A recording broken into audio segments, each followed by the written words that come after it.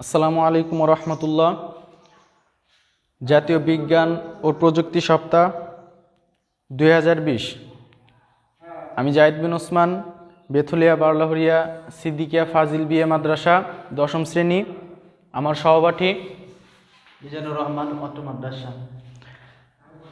আমাদের আজকের প্রজেক্টের নাম পেঁয়াজের উচ্ছিষ্ট অংশ থেকে টেকসই রং তৈরি। এই পেঁয়াজ এর বৈজ্ঞানিক নাম অলিয়াম সেপা এবং এর গোত্র পোয়েসি। উচ্ছিষ্ট অংশ থেকে রং তৈরিকরণ পদ্ধতি।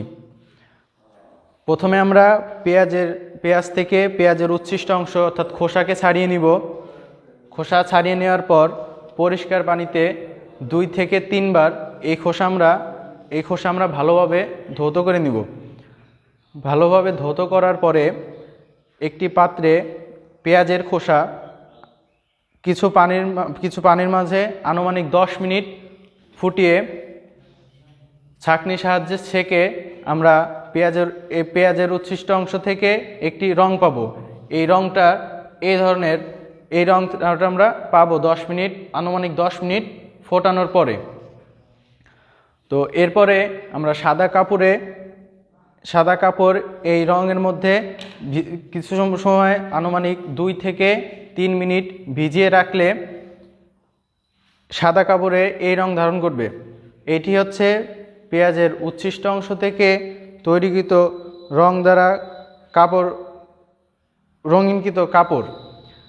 এই রঙিনকৃত কাপড়কে আমরা রোদে শুকালে এই রংটি টেকসই হবে।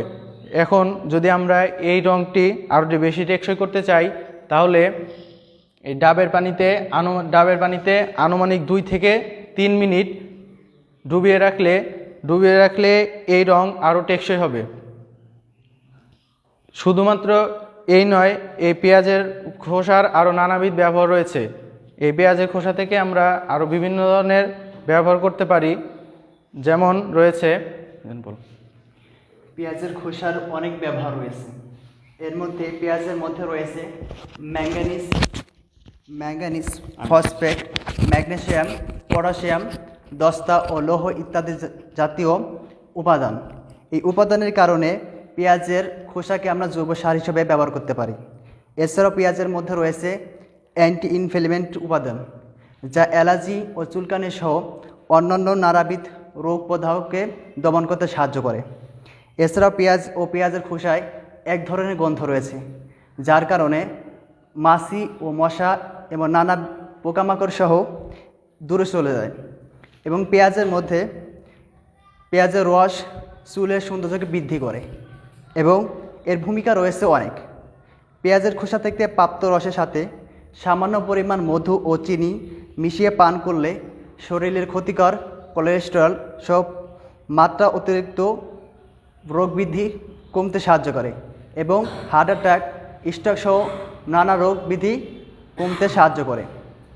পেঁয়াজের খোসায় রয়েছে প্রচুর পরিমাণ ব্যাকটেরিয়া ও অ্যান্টিফ্যাঙ্গাল উপাদান, যা দেহের সংক্রমণ কমাতে সাহায্য করে। পেঁয়াজের খোসা থেকে প্রাপ্ত রস চা হিসেবে পান করলে শরীরের ফাঙ্গাস কোষের বৃদ্ধি প্রতিহত করে এবং এতে রয়েছে অ্যান্টিঅক্সিডেন্ট, যা শরীরের কোষের বৃদ্ধি স্বাভাবিক করে। এ রয়েছে আমাদের পেঁয়াজের উপাদানের নানাবিধ ব্যবহার। এবং আমাদের আজকের এই প্রযুক্তির উপাদান হচ্ছে পেঁয়াজের উচ্ছিষ্ট অংশ থেকে টেকসই রং তৈরি এবং এর ব্যবহার। আমরা এখানেই শেষ করছি। পেঁয়াজের উচ্ছিষ্ট অংশ রয়েছে এবং এই পেঁয়াজের উচ্ছিষ্ট অংশ দিয়ে আমরা অন্যান্য কাজ করতে পারি। পেঁয়াজের উচ্ছিষ্ট অংশে আমাদের অন্যান্য জলাশয় অঞ্চল, যেখানে অনেক জলাশয় হয়, সেখানকার অঞ্চলে অনেক কাপড় চোপড় নষ্ট হয়, যার কারণে আমরা এই প্রজেক্টটা তৈরি করেছি। এবং এই প্রজেক্টটা তৈরি করেছি এর জন্যই, যাতে এই রোগটা জামা বা কাপড়টা টেকসই রং তৈরি হয়। এই টেকসই রং কখনো কোনোভাবেই নষ্ট হয় না এবং এটি টেকসই হয়। এবং এর মধ্যে রয়েছে পটাশিয়াম, ম্যাগনেসিয়াম, লৌহ দস্তা ইত্যাদি। আর এবং ডাবের পানি রয়েছে, এর মধ্যে রয়েছে সাইট্রিক অ্যাসিড, যা আমাদের এই কালারটিকে টেকসই করে। আমরা এই কালারটিকে টেকসই করার জন্য এই সমস্ত পেঁয়াজের উচ্ছিষ্ট অংশ নিয়েছি এবং এই অবশিষ্ট অংশ থেকে আমরা এই কালারটা তৈরি করেছি।